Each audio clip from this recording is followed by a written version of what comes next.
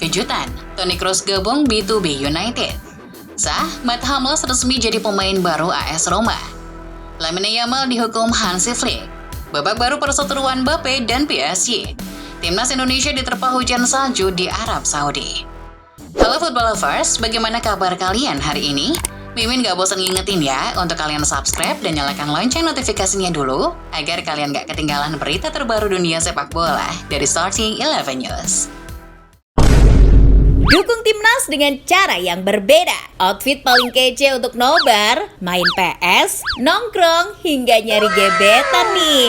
Kaos spesial dari Starting 11, merchandise edisi Timnas Day. Ada harga spesial selama masa pre-order. Klik link di deskripsi untuk pre-order ya.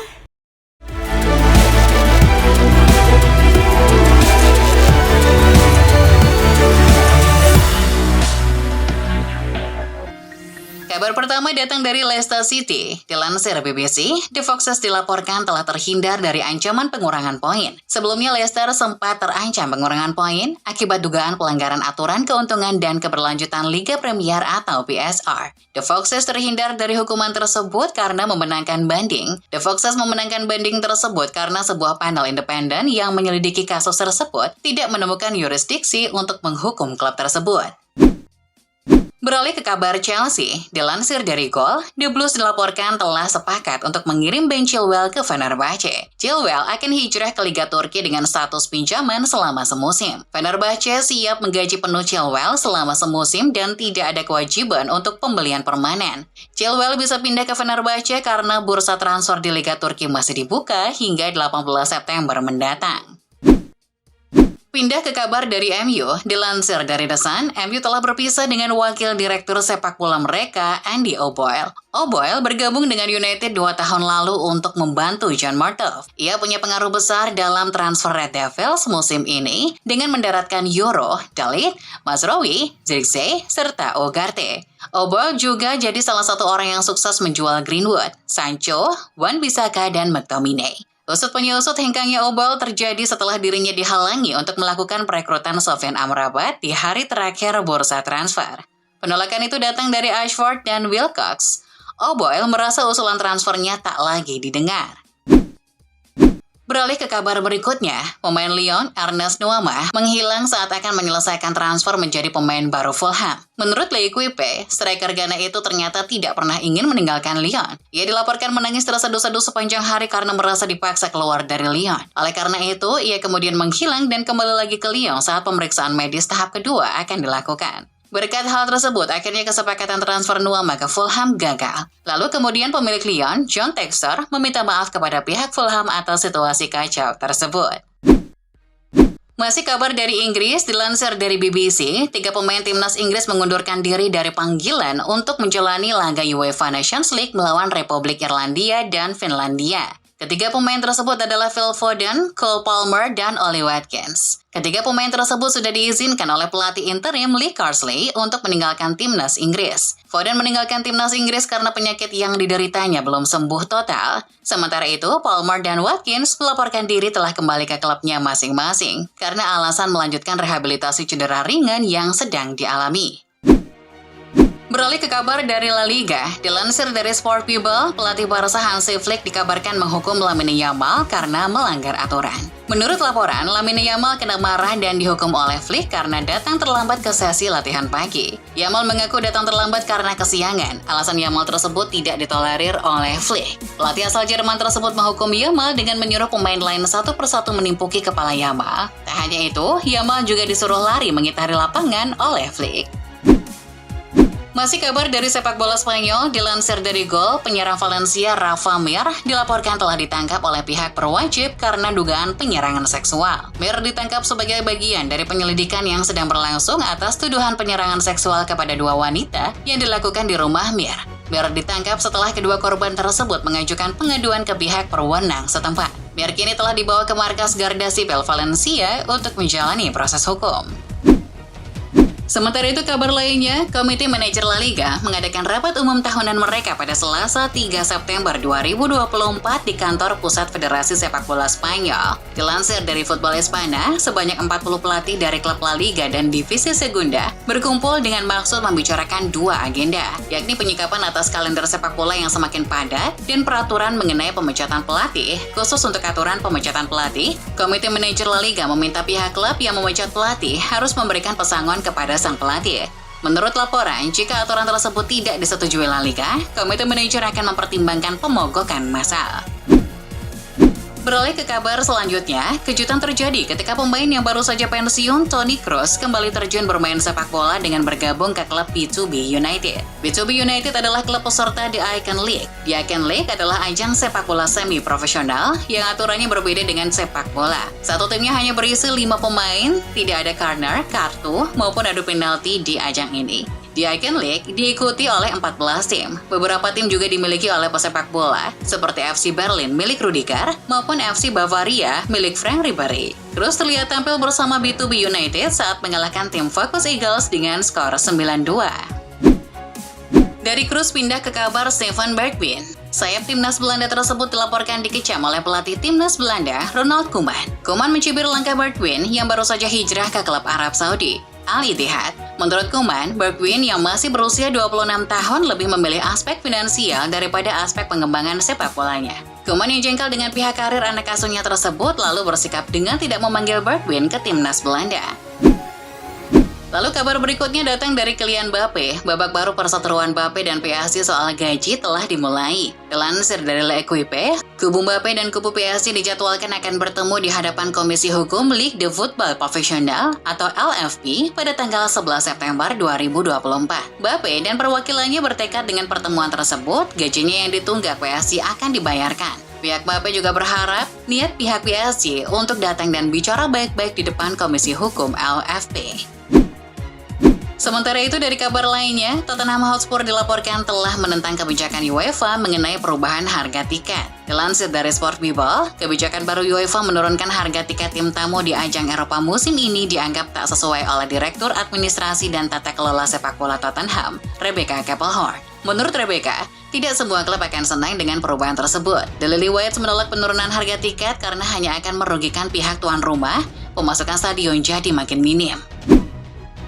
Beralih ke kabar dari Serie A, menurut pakar transfer Fabrizio Romano, AS Roma telah resmi mendapatkan mantan bek Dortmund Mats Hummels secara gratis. Hummels telah dikontrak Yellow-Rossi selama semusim sesuai permintaan sang pemain. Direktur olahraga AS Roma Florent Gisolfi telah menyelesaikan kesepakatan transfer tersebut dengan agen Hummels pada Selasa malam 3 September 2024.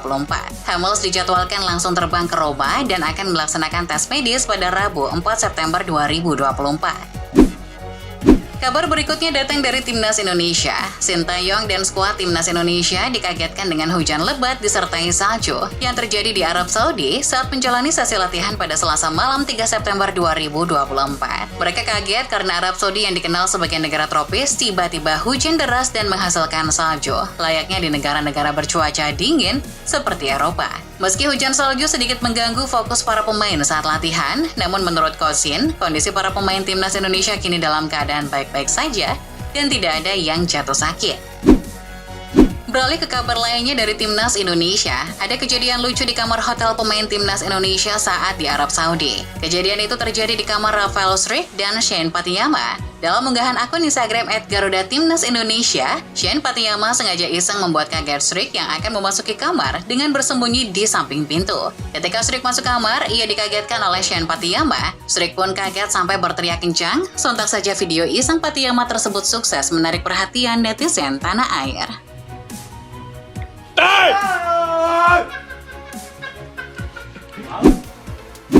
Dilansir dari Manchester Evening News, MU baru saja memecat 4 staf akademi mereka.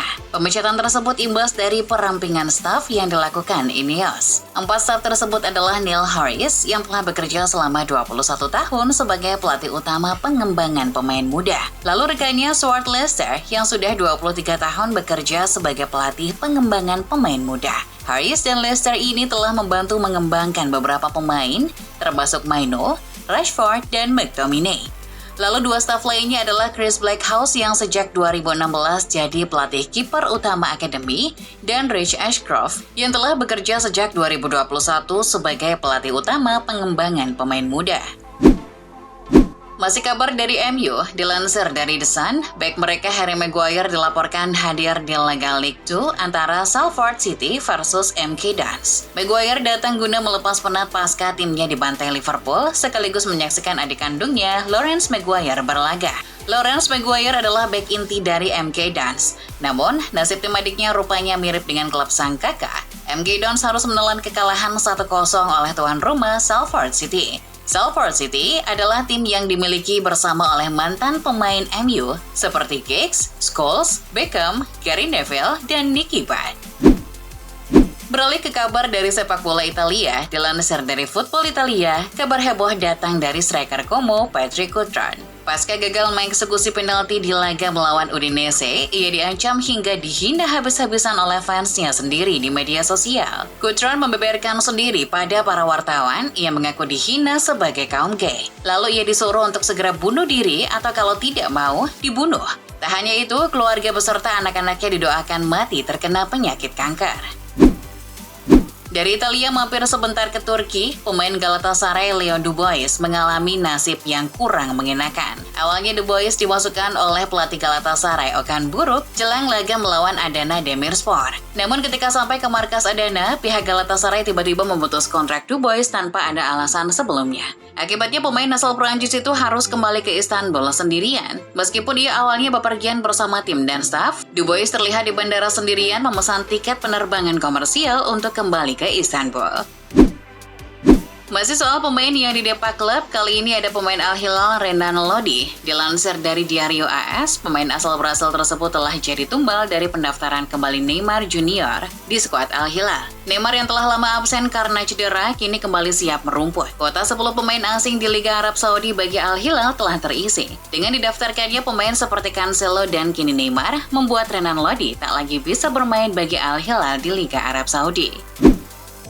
Masih dari berita dari Liga Arab Saudi, dilansir dari Talksport, pemain Al Nassr Alex Telles telah meninggalkan klub dengan persetujuan bersama. Padahal mantan pemain MU tersebut baru semusim gabung Al Nassr. Pihak Al Nassr telah memberi penghormatan atas jasa Telles selama ini dengan membagikan video yang menampilkan momen terbaiknya selama membela klub. Kini sayap asal Brasil tersebut berstatus bebas transfer. Kabarnya menurut cuitan Fabrizio Romano, Telles hijrah ke Liga Brasil bersama Botafogo.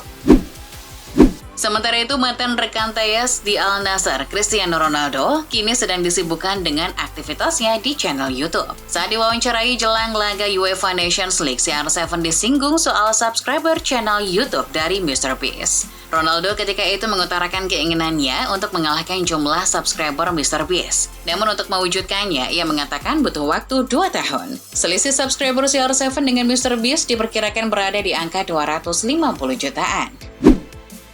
Dari CR7 beralih ke kabar Luis Suarez. Dilansir dari Gol, pemain berjuluk I Pistolero ini telah resmi mengumumkan pensiun dari timnas Uruguay. Suarez akan pensiun pasca laga terakhirnya melawan Paraguay di ajang kualifikasi Piala Dunia 2026. Laga yang dihelat 7 September di Estadio Centenario tersebut akan jadi laga perpisahan yang ditunggu-tunggu fans timnas Uruguay. Suarez mengaku sudah mempertimbangkan matang-matang keputusan ini dengan keluarganya. Suarez setelah pensiun dari timnas hanya ingin rileks dan hanya menikmati sepak bola di AS bersama Inter Miami. Kabar berikutnya datang dari sepak bola nasional setelah membagikan momen berfoto di depan Ka'bah dan melakukan tawaf sebanyak 7 kali. Ragnar Oratmangun juga mengunggah momen ketika ia dicukur habis rambutnya. Haji Ragnar melakukan ritual tahalul atau mencukur rambut setelah melakukan ibadah umroh. Ia terlihat hanya menyisakan sedikit rambut di jenggotnya. Dengan gaya rambut gundul, Haji Ragnar akan berpenampilan baru di laga melawan Arab Saudi nanti. Sementara itu dari kabar lainnya, laga babak ketiga kualifikasi Piala Dunia 2026 antara Indonesia versus Jepang telah resmi diundur. Laga matchday kelima grup C yang seharusnya dihelat pada Kamis 14 November 2024 di GBK diundur sehari menjadi Jumat tanggal 15 November 2024. Meski belum ada pernyataan resmi dari PSSI terkait perubahan jadwal ini, namun Federasi Sepak Bola Jepang atau JFA sudah mengumumkannya. Menurut Federasi Sepak Bola Jepang atau JFA, pengunduran diri ini telah disetujui bersama oleh pihak AFC, FIFA, maupun kedua negara, yakni Jepang dan Indonesia. Namun mereka tidak membeberkan alasan spesifik kenapa laga tersebut diundur sehari.